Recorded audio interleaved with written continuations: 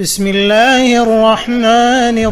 الرحيم أتى أمر الله فلا تستعجلوه سبحانه وتعالى عما يشركون ينزل الملائكة بالروح من أمره على من يشاء من عباده أن أنذروا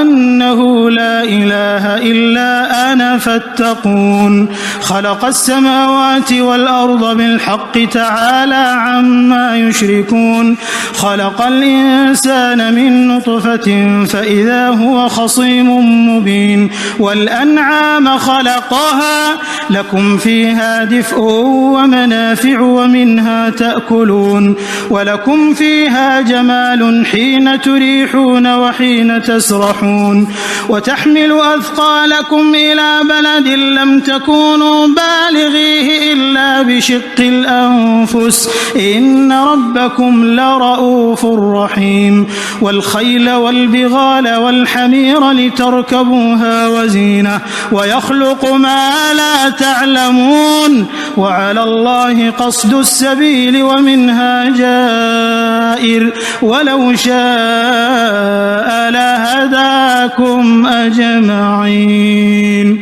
هو الذي أنزل من السماء ماء لكم منه شراب ومنه شجر فيه تسيمون ينبت لكم به الزرع والزيتون والنخيل والأعناب ومن كل الثمرات إن في ذلك لآية لقوم يتفكرون وسخر لكم الليل والنهار والشمس والقمر والنجوم مسخرات بأمره إن في ذلك لآيات لقوم يعقلون وما ذرأ لكم في الأرض مختلفا ألوانه إن في ذلك لآية لقوم يذكرون وهو الذي سخر البحر لتأكلوا منه لحما طريا وتستخرجوا منه حلية تلبسونها وترى الفلك مواخر فيه ولتبتغوا من فضله ولعلكم تشكرون وألقى في الأرض رواسي أن تميد بكم وأنهارا وسبلا لعلكم تهتدون وعلامات وبالنجم هم يهتدون أفمن يخلق كمن لا يخلق أفلا تذكرون وإن تعدوا نعمة الله لا تحصوها إن الله لغفور رحيم والله يعلم ما تسرون وما تعلنون والذين يدعون من دون الله لا يخلقون شيئا وهم يخلقون أموات غير أحياء وما يشعرون أيان يبعثون إلهكم إله واحد فالذين لا يؤمنون بالآخرة قلوبهم منكرة وهم مستكبرون لا جرم أن الله يعلم ما يسرون وما يعلنون إنه لا يحب المستكبرين وإذا قيل لهم ماذا أنزل ربكم قالوا أساطير الأولين ليحملوا أوزارهم كاملة يوم القيامة ومن أوزار الذين يضلونهم بغير علم ألا ساء ما يزرون قد مكر الذين من قبلهم فأتى الله بنيانهم من القواعد فخر عليهم السقف من فوقهم وأتاهم العذاب من حيث لا يشعرون ثم يوم القيامة يخزيهم ويقول أين شركائي الذين كنتم تشاقون فيهم قال الذين أوتوا العلم إن الخزي اليوم والسوء على الكافرين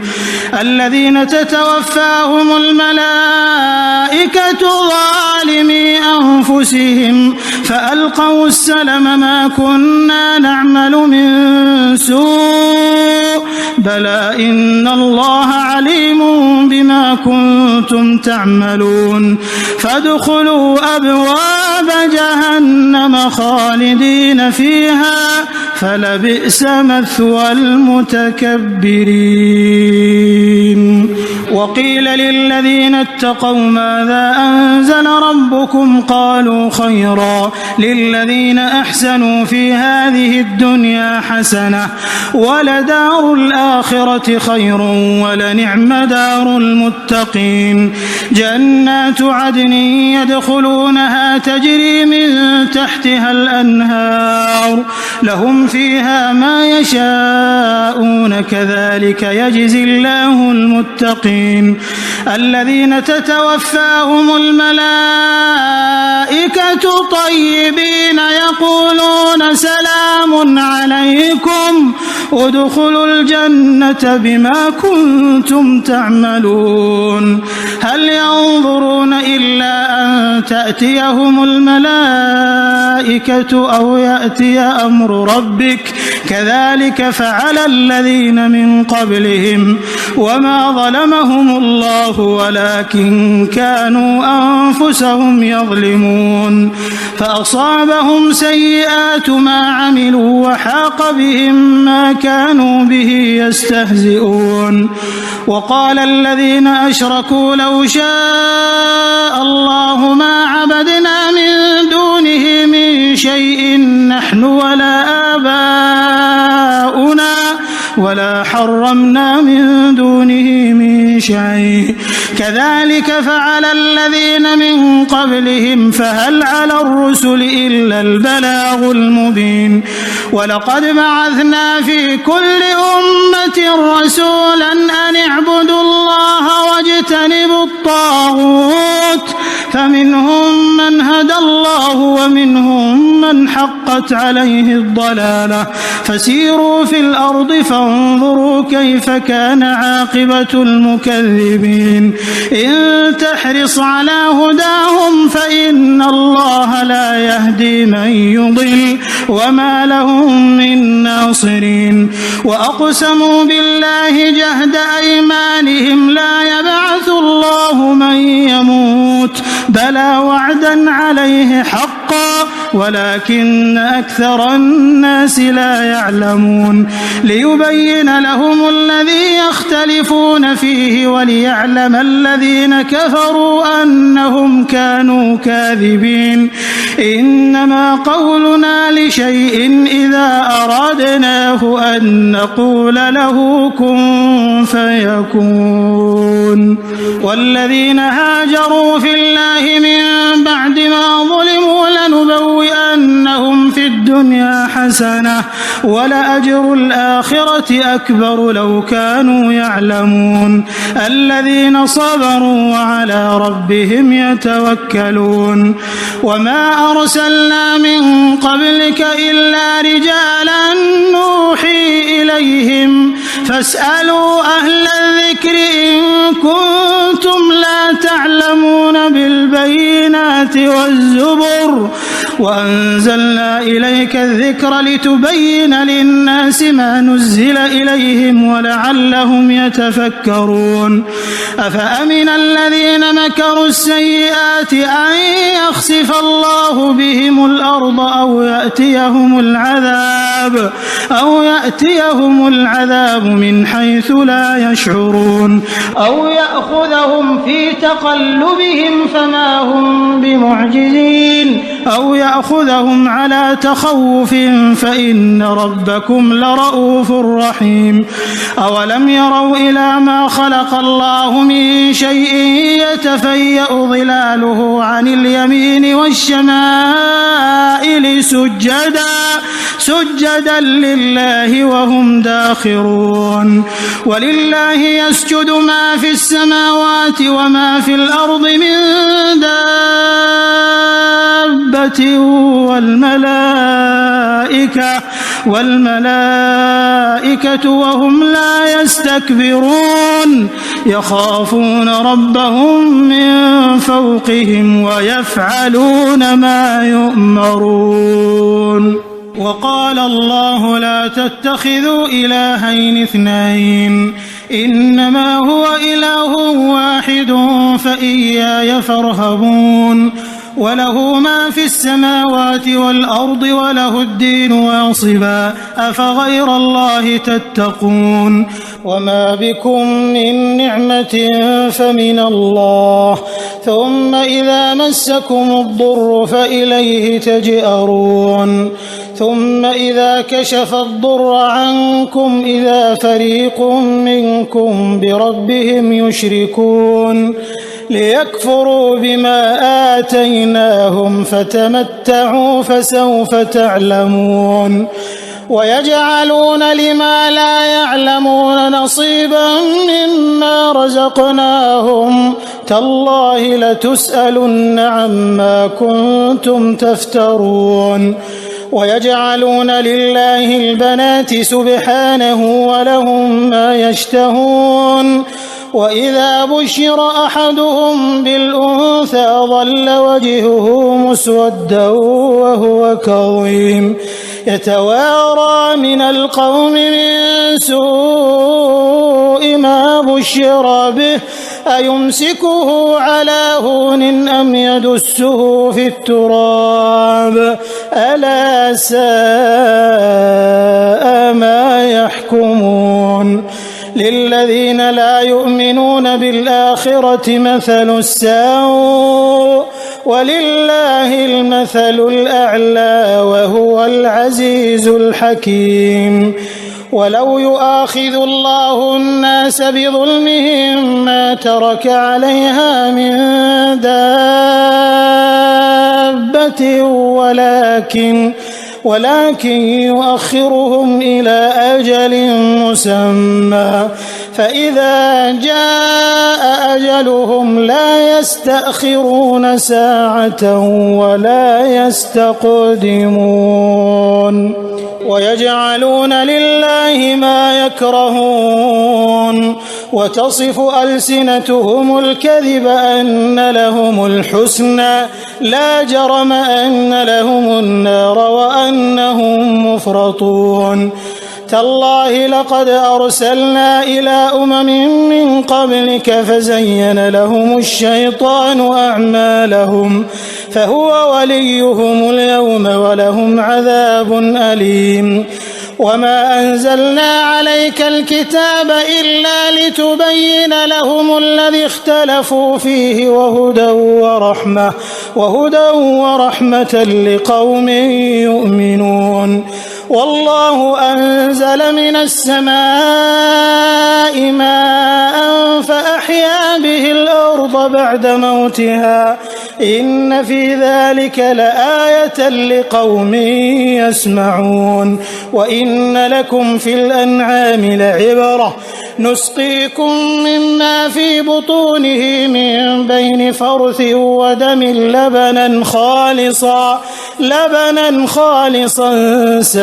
سائغا للشاربين. ومن ثمرات النخيل والأعناب تتخذون منه سكرا ورزقا حسنا إن في ذلك لآية لقوم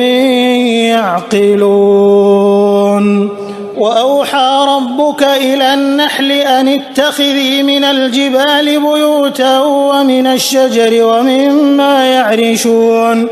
ثم كلي من كل الثمرات فاسلكي سبل ربك ذللا يخرج من بطونها شراب مختلف ألوانه فيه شفاء للناس إن في ذلك لآية لقوم يتفكرون. والله خلقكم ثم يتوفاكم ومنكم من يرد إلى أرذل العمر لكي لا يعلم بعد علم شيئا إن الله عليم قدير. والله فضل بعضكم على بعض في الرزق فما الذين فضلوا براد رزقهم على ما ملكت أيمانهم فهم فيه سواء أفبنعمة الله يجحدون والله جعل لكم من أنفسكم أزواجا وجعل لكم من أزواجكم بنين وحفدة ورزقكم من الطيبات أفبالباطل يؤمنون وبنعمة الله هم يكفرون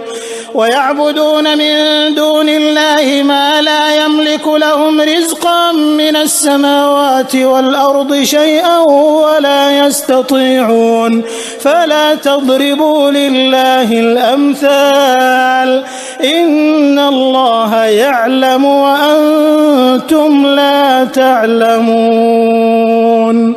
ضرب الله مثلا عبدا مملوكا لا يقدر على شيء ومن رزقناه منا رزقا حسنا فهو ينفق منه سرا وجهرا هل يستوون الحمد لله بل أكثرهم لا يعلمون وضرب الله مثلا رجلين أحدهما أبكم لا يقدر على شيء وهو كل على مولاه أينما يوجهه لا يأتي بخير هل يستوي هو ومن يأمر بالعدل وهو على صراط مستقيم ولله غيب السماوات والأرض وما أمر الساعة إلا كلمح البصر أو هو أقرب إن الله على كل شيء قدير والله أخرجكم من بطون أمهاتكم لا تعلمون شيئا وجعل لكم السمع والأبصار والأفئدة لعلكم تشكرون ألم يروا إلى الطير مسخرات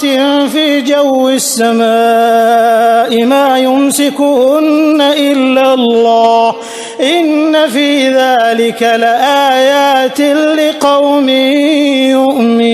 يؤمنون والله جعل لكم من بيوتكم سكنا وجعل لكم من جلود الأنعام بيوتا تستخفونها يوم ظعنكم ويوم إقامتكم ومن أصوافها وأوبارها وأشعارها أثاثا ومتاعا إلى حين والله جعل لكم مما خلق ظلالا وجعل لكم من الجبال أكنانا وجعل لكم سرابيل تقيكم الحر وسرابيل تقيكم بأسكم كذلك يتم نعمته عليكم لعلكم تسلمون فإن تولوا فإنما عليك البلاغ المبين يعرفون نعمة الله ثم ينكرونها وأكثرهم الكافرون ويوم نبعث من كل أمة شهيدا ثم لا يؤذن للذين كفروا ولا هم يستعتبون وإذا رأى الذين ظلموا العذاب فلا يخفف عنهم ولا هم ينظرون وإذا رأى الذين أشركوا شركاءهم قالوا ربنا هؤلاء شركاؤنا الذين كنا ندعو من دونك فألقوا إليهم القول إنكم لكاذبون وألقوا إلى الله يومئذ السلم وضل عنهم ما كانوا يفترون الذين كفروا وصدوا عن سبيل الله زدناهم عذابا فوق العذاب بما كانوا يفسدون ويوم نبعث في كل أمة شهيدا عليهم من أنفسهم وجئنا بك شهيدا على هؤلاء ونزلنا عليك الكتاب تبيانا لكل شيء وهدى ورحمة وبشرى للمسلمين. إن الله يأمر بالعدل والإحسان وإيتاء ذي القربى وينهى عن الفحشاء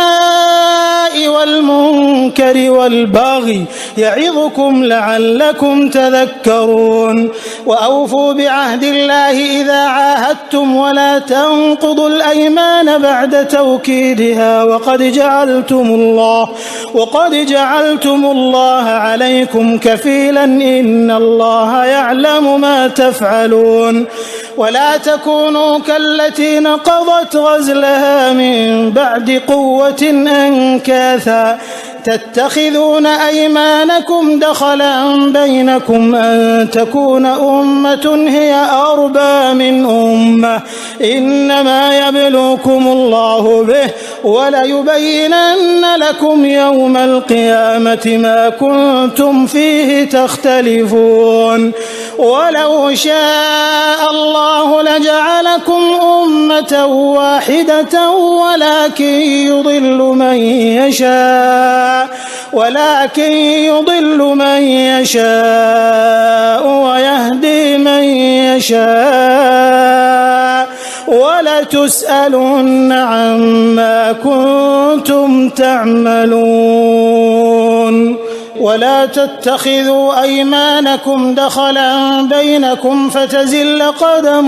بعد ثبوتها وتذوقوا السوء بما صددتم عن سبيل الله ولكم عذاب عظيم. ولا تشتروا بعهد الله ثمنا قليلا إنما عند الله هو خير لكم إن كنتم تعلمون. ما عندكم ينفد وما عند الله باق ولنجزين الذين صبروا أجرهم بأحسن ما كانوا يعملون. من عمل صالحا من ذكر أو أنثى وهو مؤمن فلنحيينه حياة طيبة ولنجزينهم أجرهم بأحسن ما كانوا يعملون. فإذا قرأت القرآن فاستعذ بالله من الشيطان الرجيم إنه ليس له سلطان على الذين آمنوا وعلى ربهم يتوكلون. إنما سلطانه على الذين يتولونه والذين هم به مشركون. وإذا بدلنا آية مكان آية والله أعلم بما ينزل قالوا إنما أنت مفتر بل أكثرهم لا يعلمون. قل نزله روح القدس من ربك بالحق ليثبت الذين آمنوا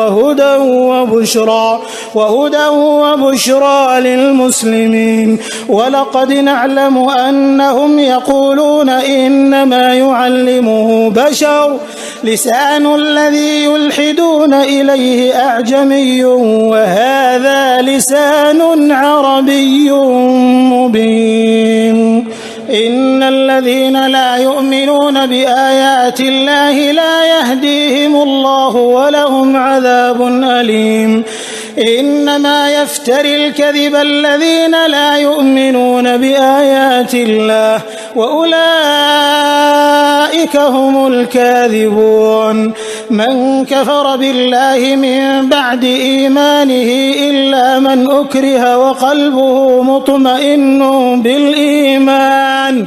ولكن من شرح بالكفر صدرا فعليهم غضب من الله ولهم عذاب عظيم. ذلك بأنهم استحبوا الحياة الدنيا على الآخرة وأن الله لا يهدي القوم الكافرين. أولئك الذين طبع الله على قلوبهم وسمعهم وأبصارهم وأولئك هم الغافلون. لا جرم أنهم في الآخرة هم الخاسرون. الخاسرون ثم إن ربك للذين هاجروا من بعد ما فتنوا ثم جاهدوا وصبروا إن ربك من بعدها لغفور رحيم يوم تأتي كل نفس تجادل عن نفسها وتوفى كل نفس ما عملت وهم لا يظلمون وضرب الله مثلا قرية كانت آمنة مطمئنة يأتيها رزقها رغدا من كل مكان فكفرت بأنعم الله فأذاقها الله لباس الجوع والخوف بما كانوا يصنعون ولقد جاءهم رسول منهم فكذبوه فأخذهم العذاب وهم ظالمون فكلوا مما رزقكم الله حلالا طيبا واشكروا نعمة الله إن كنتم إياه تعبدون إنما حرم عليكم الميتة والدم ولحم الخنزير وما أهل لغير الله به فمن اضطر غير باغ ولا عاد فإن الله غفور رحيم ولا تقولوا لما تصف ألسنتكم الكذب هذا حلال وهذا حرام لتفتروا على الله الكذب إن الذين يفترون على الله الكذب لا يفلحون متاع قليل ولهم عذاب أليم وعلى الذين هادوا حرمنا ما قصصنا عليك من قبل وما ظلمناهم ولكن كانوا أنفسهم يظلمون ثم إن ربك للذين عملوا السوء بجهالة ثم تابوا من بعد ذلك وأصلحوا إن ربك من بعدها لغفور رحيم إن إبراهيم كان أمة قانتا لله حنيفا ولم يك من المشركين شاكرا لأنعمه اجتباه وهداه إلى صراط مستقيم وآتيناه في الدنيا حسنة وإنه في الآخرة لمن الصالحين ثم أوحينا إليك أن اتبع ملة إبراهيم حنيفا وما كان من المشركين إنما جعل السبت على الذين اختلفوا فيه وإن ربك ليحكم بينهم يوم القيامة فيما كانوا فيه يختلفون ادع إلى سبيل ربك بالحكمة والموعظة الحسنة وجادلهم بالتي هي أحسن إن ربك هو أعلم بمن ضل عن سبيله وهو أعلم بالمهتدين وإن عاقبتم فعاقبوا بمثل ما عوقبتم به ولئن صبرتم لهو خير للصابرين واصبر وما صبرك إلا بالله ولا تحزن عليهم ولا تك في ضيق مما يمكرون إن الله مع الذين اتقوا والذين هم محسنون